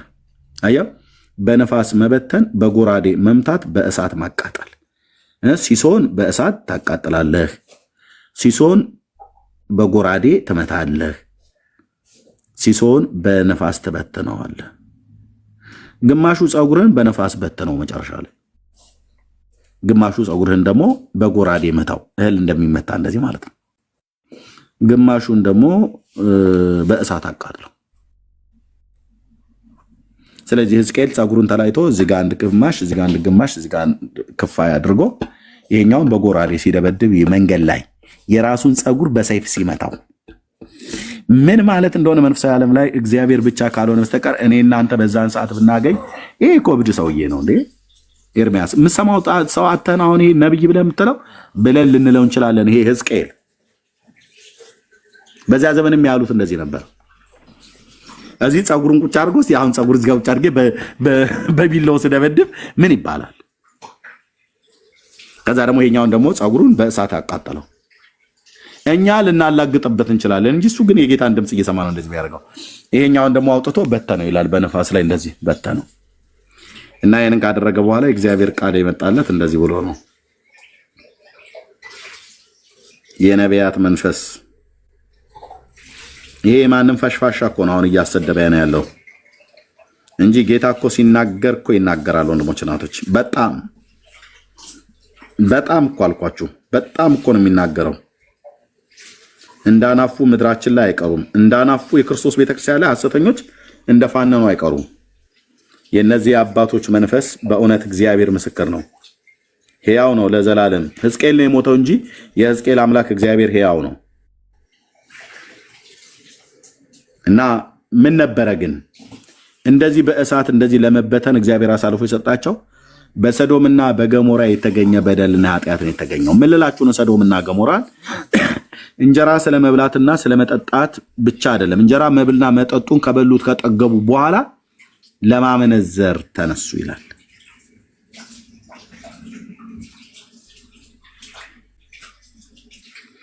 ወንድ በወንድ ነውርን አደረጉ፣ ሴትም በሴት ነውርን አደረጉ። ጌታ ምን እያለን ነው? በሕዝቅኤልና በሕዝቅኤል አልኩኝ በኖህና በሎጥ ዘመን እንደነበረው እንደዚሁም የሰው ልጅ መምጣት ይሆናል አለ። ኦኬ። ስለዚህ አሁን እኛ ያለነው የትኛው ውስጥ ነው ብትሉ ምንም አትጠራጠሩ። ከዛሬ 10 ዓመት በፊት እኔ ለሆኑ ሰዎችም ጭምር እየተናገርኩ ነበር፣ እዚህ ባለሁበት ከተማ ውስጥ ማለት ነው። አሁን እኛ የምንኖረው የኖህና የሎጥ ዘመን ውስጥ ነው። በቃ በኖህና በሎጥ ዘመን ያገኘውን ሰው ክሊክ አታደርግም፣ ያገኘውን ሰው ላይክ አታደርግም፣ ያገኘውን ሰው ፎሎ አታደርግም። መጠንቀቅ ነው ያለብህ። ከሰማችሁኝ እንደ መልክተኛ እናገራለሁ። መጠንቀቅ ነው ያለብሽ እህቴ። ያገኘሽውን ሰው ፎሎ አታድርጊ። ኢየሱስ ጌታ ነው ብሎ ያለውን ሁሉ ፎሎ አታድርግ። በእርግጥ አዎ ልክ ነው፣ ጌታ ነው። ግን ይሄ ሰውዬ ማን ነው? ይህንን የተናገረው ህዝብ ለማጥመድ ብሎ ነው? እውነት የጌታን ጌትነት ለመመስከር ብሎ ነው? ያስታውቃል እኮ የሚናገርበትን መንፈስ ያስታውቃል። እኔ የፕሮቴስታንት ሃይማኖት የሚባል ነገር የለም ሲጀምር። ኦኬ እኛ ወንጌላውያን ነን። ፕሮቴስታንት ያለችው ካቶሊክ ናት። ግን በተለምዶ የፕሮቴስታንት ብሎ የሚባለው እኛ እንደሆነ ይገባናል። የት ቸርች ነች ተብሎ ሲባል እኔ ቸርች ለመናገር አልፈልግም። ለምን ማትናገሩ? ካልተናገርሽ አንቺን ደሞኑ ፎሎ አድርጉኝ፣ እኔ በውስጥ ጸልይላችኋለሁ። ምንም አይጸልዩላችሁም። እንዳትሄዱ፣ እንዳትከተሏቸው። ጸሎት ከፈለግሽ ቸርች ይዤ ቸርች ሂዱ። አገልጋዮች አሉ የሚጸልዩ። በእውነት እዚህ የተወለድሽበትን ቀን ሁሉ ጭምር ሳይቀር የሚነግርሽ ነብይ አለ። ምን ያደርግልሃል? ምን ያደርግልሃል? ማለት እግዚአብሔር ነቢያት እንዳስነሳ አገልግል ባይዞ የነቢያት መንፈስ ብቻ አይደለም መገለጥን የሚያወራው። የልዑል እግዚአብሔር መንፈስ በቤተ ክርስቲያን ውስጥ ከሰራ፣ በእውነት ጄኒውን በሆነ ከሰራ እግዚአብሔር ዛሬም ይናገራል። እኔ ምስክር ነኝ። ምስክር ነኝ። ጌታ ይናገራል። በሴቶች በወንዶች በባሪያዎቹ ሲናገር እኔ አውቃለሁ። እስካሁን ሰዓት ድረስ ስልካቸውን የምጠባበቃቸው ሰዎች አሉ። ሴቶች ወንዶች ማለት ነው።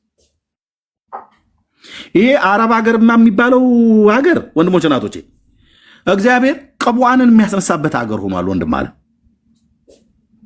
እኮ ይሄ ዱባይ፣ ሳውዲ ምናምን ነገር ብላችሁ ብትሉት ባህሬን ብቻ ምትሉት አቡዳቢ ምናምን ዋቴቨር አረብ ሀገር እግዚአብሔር ከእናታቸው ጎያ እያወጣ እየወሰደ ማዳም ቤት ወገባቸው እስኪጎብጥ ድረስ ስራ እየሰሩ ይኸውልህ፣ እኔ ምስክር ነኝ ወንድሞች እናቶቼ።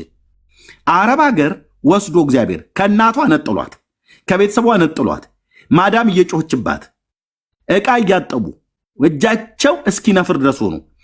የሰራዊት ጌታ ቅዱስ እግዚአብሔር የሚያወራቸው ሴቶች ልጆቹ እኔ ምስክር ነኝ ወንድሞች እናቶች።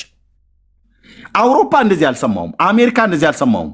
እንደውም ሼሞን አስለኛ አሜሪካና አውሮፓ ካናዳ ተኝተህ አውስትራሊያ ተኝተህ እኔ እዚህ ተኝቼ ብራዘር አረብ ሀገር ማዳም ቤት ገብቶ ኮንጎ ጫማ አድርጋ የወጣች እህትን የሰማይ አምላክ እግዚአብሔር ከሰማይ አይቶ ማለት ነው ያወራቸዋል አልኩ።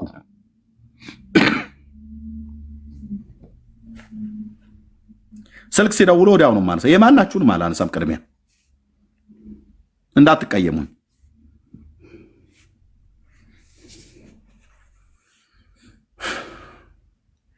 በተለይ ነው ያልኩት እንጂ አውስትራሊያ ያሉ፣ አሜሪካ ያሉ፣ ካናዳ ያሉ፣ አውሮፓ ያሉ፣ አፍሪካ ያሉ ወንዶችና ሴቶች ልጆቹን አይናገርም እያልኩ አይደለም። እሺ በተጠመቀ ጆሮ ስሙኝ ይላል። በተለይ ነው ግን ያልኩት ወንድሞች ናቶች። ይሄ አረብ ሀገር የሚባል ሀገር ምንኛ ጉድ ነው ተብሎ የተባለበትን ያህል በዛኑ ያህል ልክ እኔ የማውቃቸው 1 2 3 4 ብዬ የምጠራቸው ስልካቸውን ዕለት ዕለት የምጠባበቀዋለሁ። ሲደውሉም ጌታ ምን አላችሁ ምን አሳያችሁ ብዬ ማለት ነው።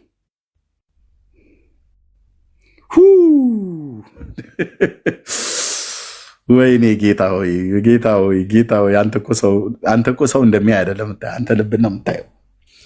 አንተ ልብን ነው የምታየው።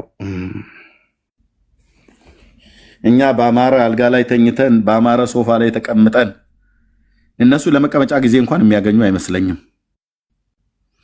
አለች አሁን አንዷ ታች እየጻፈች ነው።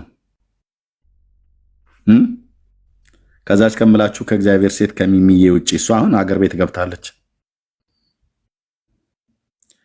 አለች።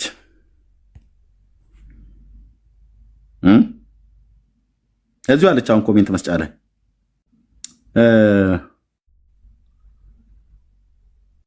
ኦ ጌታዬ ስም ይባረክ፣ ስም ይባረክ። ይብዙልን እንደነኛ አይነት ድምፅህን ሰምተው የሚያነቁ ኪችን ውስጥ እያንኳኳች ዕቃ እያንኳኳች ነው የምትጸልየው። የምትጸልይበት ጊዜ አታ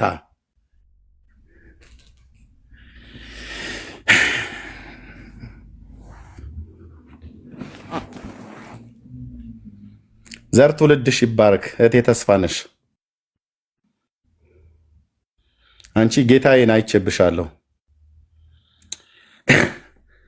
እና በቃ አሉ እንደዚህ እግዚአብሔር በቃ እግዚአብሔር የሚያወራቸው ማለት ነው።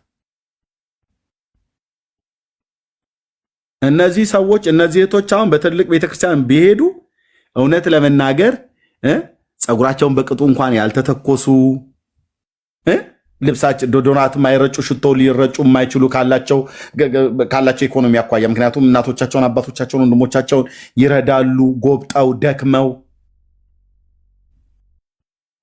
ያስበኛል አምላኬ። እነዚህን እህቶች ደግሞ እግዚአብሔር ያውቃል፣ ምን እንደወሰንኩ ያውቃል ጌታዬ።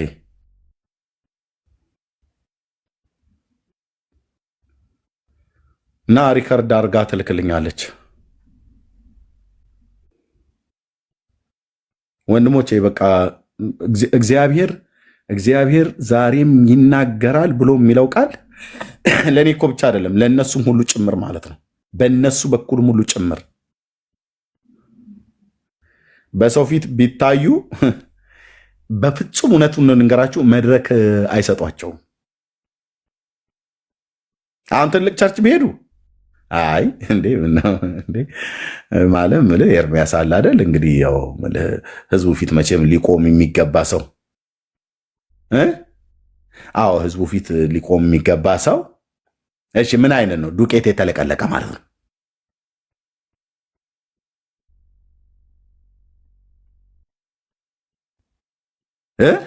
እግዚአብሔር ግን ሰው እንደሚያይ አይደለም የሚያየው። ወንድሞች እናቶቼ በሰውን ፊት ቢቆሙ ደመግቡ ሞገሳም የሆኑ ሴቶች ናቸው። በፎቶ በቪዲዮ ሁሉ ጭምር ስለማውቃቸው ማለት ነው። እግዚአብሔር ፊትን አይደለም የሚያየው ብራዘር፣ ልብ። የሰማይ የምድር ፈጣሪ ልዑል እግዚአብሔር የሚያወራቸው የወጡት ከወላይታ ነው፣ አንዳንዱ ከሀዲያ ነው፣ አንዳንዱ ከሲልጤ ነው፣ አንዳንዱ ከአማራ ነው፣ አንዳንዱ ከኦሮሞ ነው። ከየትም ውጣ ብራዘር።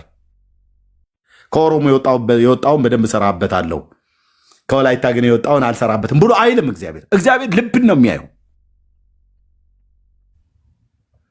በእነኚህ እህቶች በኩል የሚናገረውን ሰምቼ እዚህ ዞር ስል ደግሞ ነብይ ነኝ ብሎ የሚቀባጠረውን ቀባጣሪ ሳይ እንዴት ውስጤ እንደሚበሳጭ ልነግራችሁ አልችልም።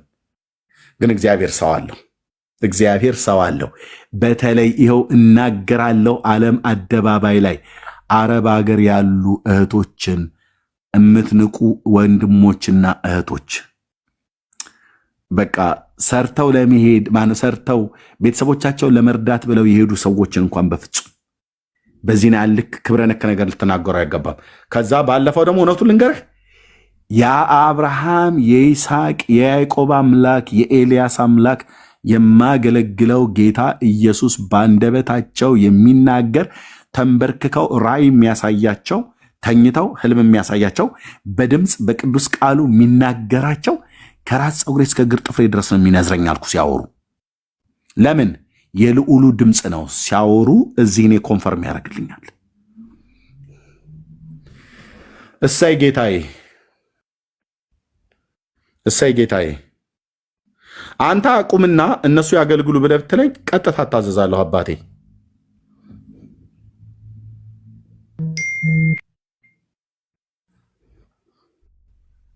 ኤርሚያስ አንተ አቁምና እነሱ ያገልግሉ ብሎ ቢለኝ አደርገዋለሁ። ምን አይነት መሰጠት ነው ወንድሞችና እህቶች?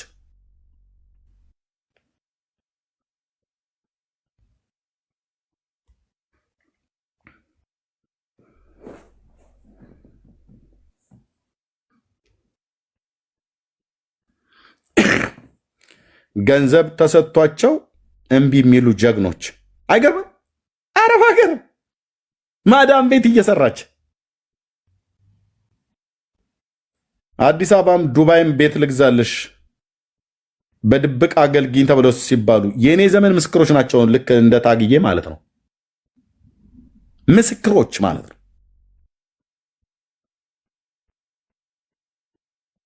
ጸልይ በመጀመሪያ ብዬ አልኳትኝ። ከጸለይም በኋላ እግዚአብሔር ኖ አለ፣ ዋጋሽ ከኔ ዘንድ ነው አላት። ከዛ ሄዳ አልፈልግም አለችው። ዋት ማዳም ቤት ወንድሞች ናቶች፣ ማዳም ቤት የናጠጠ የአረብ የበሰበሰ ሀብታም ተብሎ የሚባል ማለት ነው። ገንዘቡን የሚጥልበት ያጣ ሰውዬ ቤት ልስራልሽ፣ እዚህም እዛም ሀገር ቤትም ለእናትሽም እዚህ ልስራልሽ እና አንቺን እዚህ እኛን አገልግይም ብሏት ከሽባነት እግዚአብሔር ስላነሳው የዘንድሮስ ነቢይ ቢሆን አምጣው ነው ብሎ የሚለው አምጣው። እናንተ ምስክሮች ናችሁ። ጌታ እግዚአብሔር ዘመናችሁን ይባርክ። ሚሚዬ እህቴ ተስፋነሽ እንዳጥሉ ይሄን መክሊት እንዳጥሉ ይሄን መክሊት እኔም አለቃችሁም ይሄን መክሊት እንዳጥሉ እንደናንተው እግዚአብሔር ጸጋ የሰጣቸው እህቶችና ወንድሞች እንዳጥሉ ይሄን ትውልድ ከርኩሰት የሚታደገው ትውልድ ያስፈልጋል። ያ ትውልድ ደግሞ እኛ ነን ማለፍ ያለብን። እዚህ ውስጥ ያላችሁ እህትዬ ውብዬ የሰጣችሁን ጸጋ እንዳትጥሉ፣ እህትየው መሲ እንዳትጥሉ። ወገኖች ሁላችሁም እንደተሰጣችሁ ጸጋና ጥበብ መጠን አገልግሉ፣ እንዳትጥሉ፣ እንቁን እንዳትጥሉ። ኦኬ። አመፅን እንዳንቃወም ጉልበትን የሚያደክም እኮ ነገር እኮ ነው የሚታየው። ምንድን ነው አሁን ታዲያ እምልህ በቃ ፌሚኒስት የሆነ እንደሆነ ማለት አለ አይደል ምናምን ነገር ብሎ ምኑ ነው ያለው?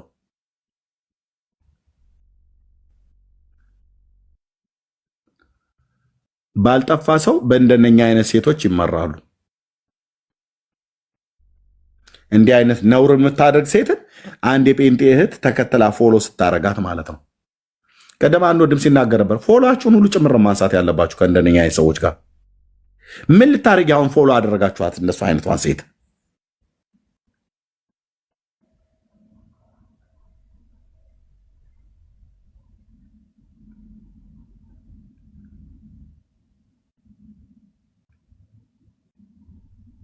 አይደረግም። ፎሎ የምታደርጓቸውን ሰዎች እወቁ። በውስጥ የሚደውላችሁን ሰዎች ለወቁ። በማን መንፈስ እንደሚያገለግሉ በማን መንፈስ እንደሚናገሩ እወቁ። ራሳችሁና ቤተሰባችሁን ጠብቁ። እህቶችን ወንድ ጠል አድርገው በተመሳሳይ ጾታ እርኩሰትን እንዲያደርጉ የሚያበረታቱ በጣም ብዙ የወጣ የአውሬ መልክተኞች አሉ። ወንዶች ሴቶችን እንዳያገቡ ከሴት ጋር መጋባት ነውር እንደሆነ አድርገው ስለውባቸው እርስ በርስ በፍትወት እንዲቃጠሉ የሚያደርጉ በእግዚአብሔር ቃል ላይ ተጻፋለ። የኖህና የሎጥ ዘመን ማለት ይሄ ነው። በቃ ይሄ ነው። ሌላ ምንም የሚመጣ የለም። ከዚህ በኋላ እየከፋ እየበረታ እንጂ የሚሄደው ዘመኑ ግን ኦልሬዲ ገብተንበታል። እንዲህ አይነቱ እኮ ነገር በእኔና በእናንተ አባቶች እኮ ዘመን እኮ አልነበረም። እኔ በአባቴ ዘመን እንደዚህ አይነት ነገር አልሰማሁም። ገጠር ስለነበርኩ አይደለም፣ አልሰማሁም። እንደዚህ አይነት ነገር ይሰማ ነበር ከዛሬ 40 ዓመት በፊት። እዚህ ውስጥ ያላችሁ ሰዎች አሁን በዓለም ላይ የወንድና የወንድ ሴትና ሴት ይታወቅ ነበረ? አይታወቅም። አገሮች ሁሉ እንኳን አሁን በቅርብ ነው ያጸደቁት፣ አሜሪካ የሚሆን ሌሎቹ ሀገራት ማለት ነው።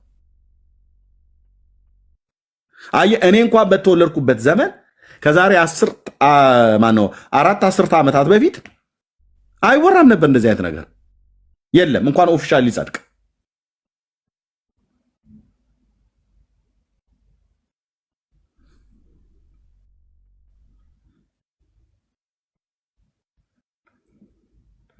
ነፍስና መንፈስን ስጋን ከሚያርክስ ከየትኛውም ነገር ራሳችንን አንጻ እግዚአብሔርን በመፍራት በቅድስናና በጽድቅ ሕይወት እየተመላለስን መገለጡን እንጠባበቅ።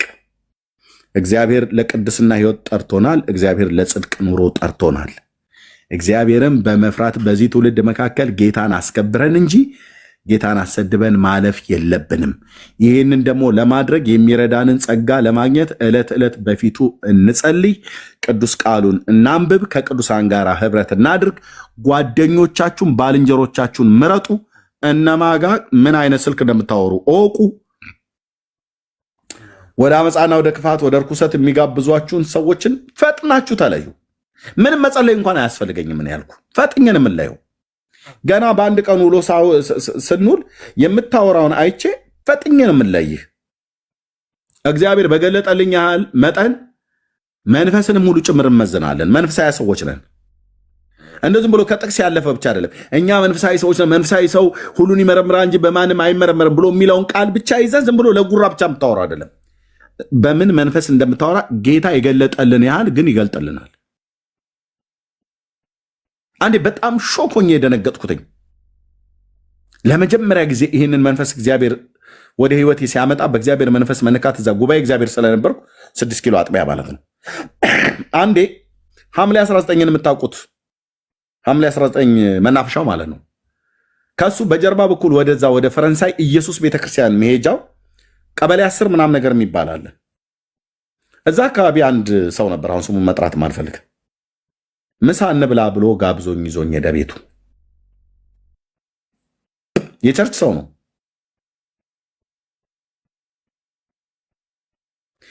እንዴት እንደዘገነኔ ልነግራችሁ አልችልም። ወንድሞች ናቶች፣ በኢየሱስ ክርስቶስ ስም በኢየሱስ ክርስቶስ ስም በኢየሱስ ክርስቶስ ስም ምሳ እንብላ ብሎኝ ይዞኝ ሄደ እና እሺ አልኩት። ሄድኩኝ። ምሳ በልተን መጣን።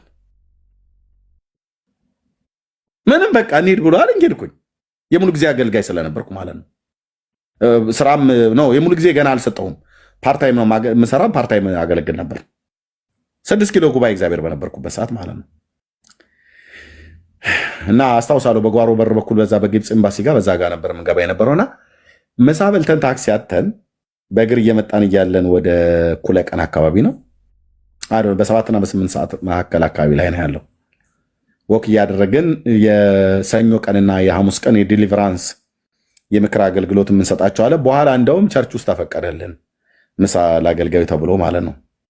እትዬ ዝባድ ወይዘሮ ዝባድን የምታውቋቸው ጉባኤ እግዚአብሔር ቤተክርስቲያን በሳቸው በኩል ፓስተር ወልዴ የዛ የምናገለግል ሰዎች ከአጋንንት ጋር እየተዳረቅን ምሳ እንዲበሉ ብለው ተፈቀደልና ምሳ በኋላ ላይ እንበላ ነበር እዛ ቤተክርስቲያን ማለት ነው። ግን ከዛ በፊት ልንበላ ሄደን ተመልሰን ስንመጣ በመንገድ ላይ እያወራን እያለን ስቴኪኒያችንን ይዘን አፋችን ውስጥ እየበላን እያለን ድንገት ጌታ በኢየሱስም አባዬ እንደው ጌታዬ ደጋግመህ ጠበኝ፣ እንዲህ አይነት ልብ እንዲኖረኝ አልፈልግም። ድንገት አብሮኝ የሚሄደውን ሰው እግዚአብሔር ደረቱ አካባቢ ሲከፈት አሳየኝ። እየሄድኩ መንገድ ላይ እና ልቡ ላይ ክስል ያለ ይኸው የአባቶቼ አምላክ ቅዱስ ገና ነው፣ እግዚአብሔር ምስክር ነው። ክስል ያለ አረማሞ ከለር